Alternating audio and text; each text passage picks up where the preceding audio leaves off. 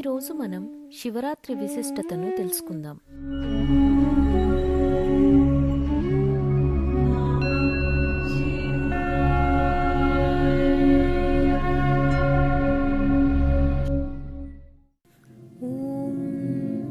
త్రయంబకం యజామహే సుగంధిం పుష్టివర్ధనం ఊర్వారుకమివ బంధనాత్ మృత్యోర్మృక్షీయమామృతాత్. ఓం నమః శివాయ. మన ముఖ్యమైన పండుగల్లో మహాశివరాత్రి ఒకటి.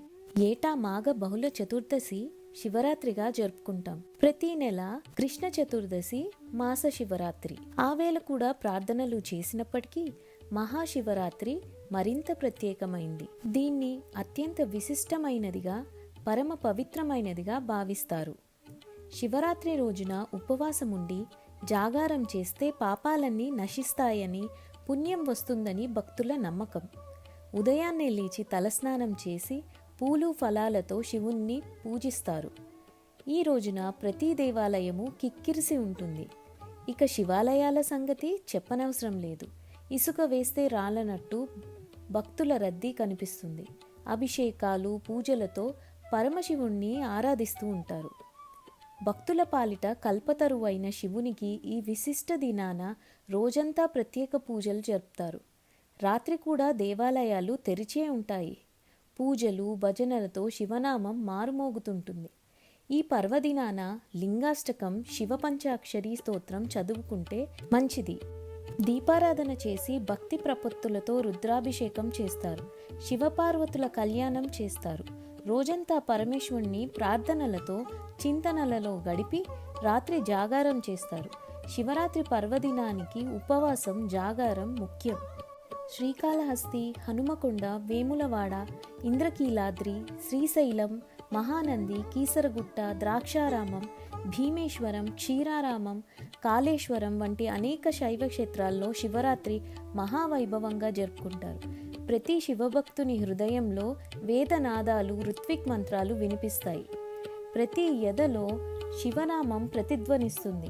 అభిషేక మంత్రాల నమక చెమక స్వరసుఖం కోరుకుంటాయి చెవులు. అడుగడుగున నందీశ్వర ప్రబధగణాలు కోలాహలం, సంభ్రమాశ్చర్యాలను కురిపిస్తాయి. శివుని పూజించడానికి కేవలం చిత్తశుద్ధి ఉంటే చాలు. వేదాలు, ఋగ్వేద మంత్రాలు రానక్కర్లేదు. శ్రీకాళహస్తిలో శివునికి పూజలందించే ఏనుగు, పాము, సాలెపురుగు మోక్షాన్ని పొందాయి. శివదీక్షాపరులైన భక్తులతో శ్రీశైలంలో భక్తి ప్రవాహం పరవళ్లు తొక్కుతుంది. ఈ శివరాత్రి నాడు శ్రీకాళహస్తి, మహానంది, శ్రీకాళేశ్వరం వంటి ప్రసిద్ధి పొందిన క్షేత్రాలే కాక ప్రతి గ్రామంలోని శివాలయాల్లో పూజలు, హోమాలు, ఉపవాసాలు ఉంటాయి. శ్రీశైల క్షేత్రంలో ఒకరోజు ఉపవాసం ఉంటే ముక్తి కలుగుతుందని చెబుతూ ఉంటారు.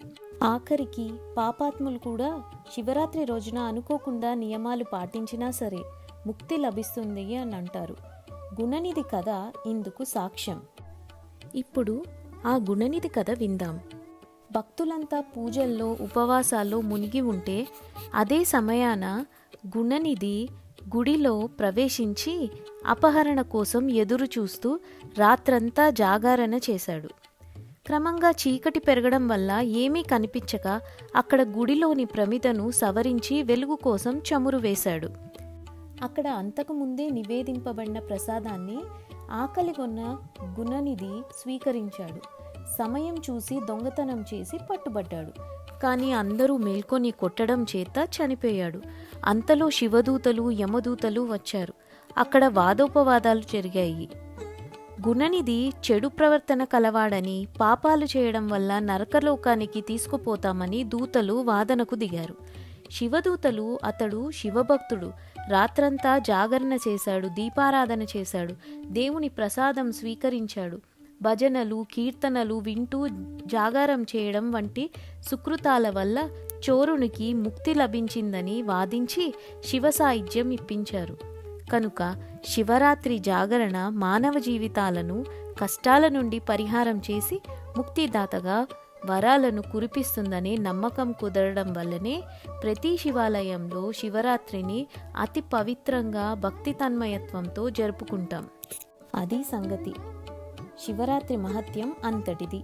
మీ అందరికీ మహాశివరాత్రి శుభాకాంక్షలు. ఈ పండుగ మీకు సర్వశుభాలు చేకూర్చాలని ఆశిస్తున్నాం. ఈ మాధ్యమాన్ని సబ్స్క్రైబ్ చేసి మీ వంతు సాయం చేస్తారని ఆశిస్తూ మీ ఋగ్వేద మీడియా.